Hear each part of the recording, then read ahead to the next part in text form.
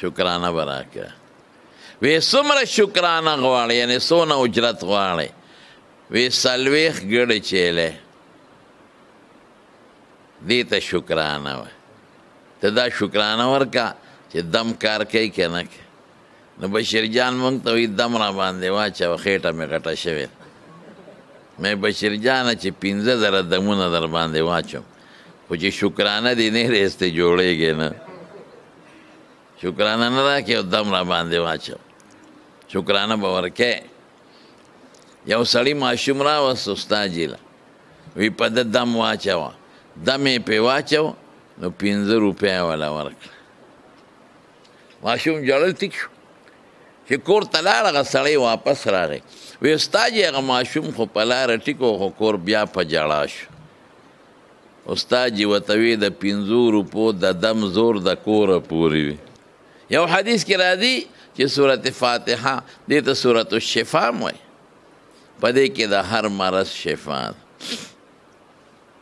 یو ځل صحابه په لاره تېرېدل په بخاري شریف او ترمذي شریف کې دا حدیث ته، او په نورو کتابونو کې هم شته.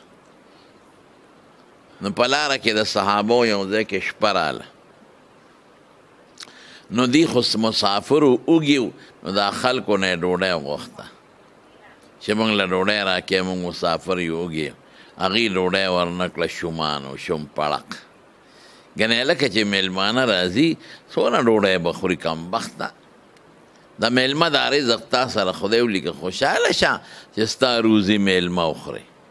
خیر هغې ډوډۍ ورنه کړه. صحابه غریبانانو شپه ناره تېره کړه. سحر د دې کور چې کوم مشر و مار وچیچ، یا مار یا لړم وچیچلی شي. منډې ترړې ووالې هېڅ فایده ورته ونه رسېد، او سړی زیاتېږي. چا ورته ویله که دا میلمانه راغلي دي، تاسو ګورئ که دوی سره د داسې علاج دې صحابه له رالل. وی هل فیکم من راق، تاسو کې څوک دمګر شته؟ وی ولې؟ وی ان سیدنا لدغه، زمونږ د قوم مشر مار یا لړم چیچلی دی. خو سعینا له بکل شیء، منډې ترړې مو والې، خو لا ینفعه شیء، څه فایده ورته نشته. نو که تاسو کې څوکي او د مار او د لړم زهر دمولی شي، نو دې کې چې کوم مشر صحابي و عبدالله د مسعود رضی الله عنه، هغه وی او ماله دم راځي زه به دم کوم. ټیک پشي. وی اله شابه زر راځه. ورته وی دا چېرته کېږي؟ بېګام دنه ډوډۍ وغوښته او موږ له هم رانه کړه. د شوم پړق بچو، اوس رانه دمونه غواړئ؟ خیراتي دم چېرته اچو؟ دم باچوم، خو د هغې شکرانه به راکوئ. دا مونږ ورته ستاسو شکرانه وایي، هغې ورته اجرت وایي. شکرانه به راکوئ. وی څومره شکرانه غواړې، یعنې څونه اجرت غواړې؟ وی 40 ګړې چیلې، دې ته شکرانه وایي. ته دا شکرانه ورکه چې دم کار کوي که نه کوي. نو بشیر جان مونږ ته وایي دم را باندې واچوه، خېټه مې غټه شوې. مې بشیر جانه چې 15,000 دمونه در باندې واچوم، خو چې شکرانه دې نه رېستې جوړېږي نه. شکرانه نه راکې او دم را باندې واچو. شکرانه به ورکې. یو سړي ماشوم راوست استاد جي له، وی په ده دم واچوه. دم یې پې واچو نو 15 روپۍ وله ورکړه. ماشوم ژړل ټیک شو. چې کور ته لاړ، هغه سړی واپس راغی. وی استاد جي هغه ماشوم خو په لاره ټیک و، خو کور بیا په ژړا شو. استاد جي ورته وی د 15 روپو د دم زور د کوره پورې وي. ته لږ موټې دروند کا چې بیا مضبوط دم واچوم، نو بیا به ډېر ساعت د دې اثر. ما یې واقعي چې کومه ګولۍ کمزورې اثر یې کمزورې، او چې کومه ګولۍ ده دارو مضبوطه 500 ملي ګرام، نو هغې طاقت زیات دی. دارنګې روحاني څیزونه هم دي. نو دم کې اثر وي خو عقیده به مو دی چې جوړول ګورې دم نشي کولی جوړون کې الله دی په دې دم کې خدای د شفا اثر پیدا کوي قسم دی که ډاکټر دی جوړ کړي د ډاکټر په دارو کې او په لاس کې شفا الله پیدا کوي ډوډۍ به خورې په وجود کې به د پوټې طاقت هم نه پیدا کېږي د ډوډۍ نه په دې وجود کې طاقت څوک پیدا کوي الله زما شاګردان دي دوستان مې دي غټ غټ دي نو زه ورته وایم چې هلکه لږ پرهیز کوی د خدای بندګان سم غټ غټ دي مضبوط مضبوط ما ته وی مولوي صاحب پرهیز څوک وي تشې اوبه راته سوچه غوړي دي ګوټ اوبه څکو په هغې غټېږو د دنیا پرهیزونه کوو یو نوړی روټۍ وخورو وی خلک زموږ مخکې درې وخوري پروین یې هم حقه دننه خېټی وي او موږ یو نوړی وخورو خېټه هم پنځه ګزه بار راوځي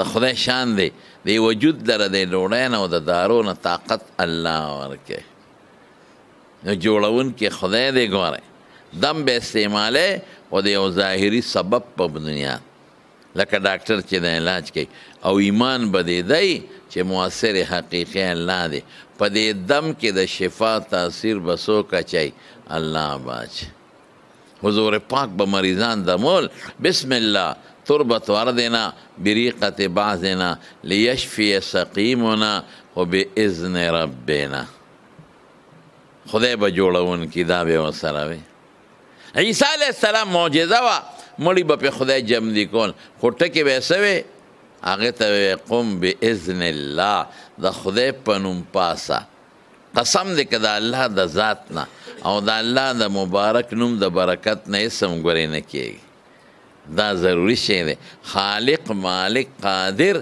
زمونږ د نظام د دنیا چې دا نور خو اسباب دي اسباب به مونږ استعمالو نتیجه به پې الله مرتب کوي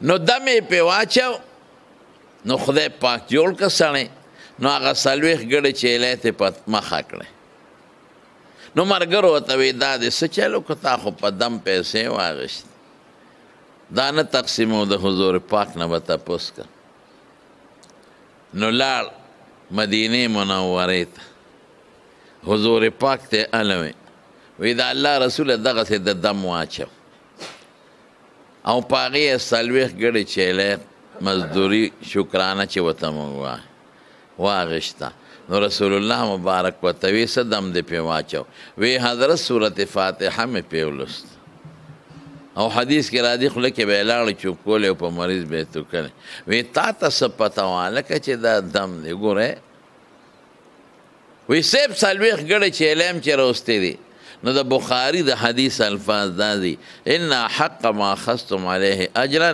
لکتاب الله ډېر ښکلی اجر خو هغه دی چې د خدای په کتاب دی واغېست دا خو تا دم واغېست دم علاج دی او په علاج پیسې غشتې شي وی مالم اضربوا لی معکم سهما وی مالم په کیسه راکې رسول الله مبارک محتاج نو خو د عیسی دی له وغوښته چې دا خبره خلکو ته پته ولګي چې څوک دم واچي او هغه له څوک اجرت ورکوي نو دا جایز دی دا صورت فاتحه شي وننزل من القرآن ما هو شفاء ورحمة للمؤمنين نو با مفسرین خو لیکي چې د شفا نه روحاني شفا مراده د ګمراهۍ نه د پې خدای جوړی د باطل نظریه عقیده اخلاقو نه د پې خدای بچ کوي لیکن بعض علما وی ردی نه جسمانی شفا مراده ده وی ځکه وروسته پسې رحمت راغی او دی معطوف علیه کې تغایری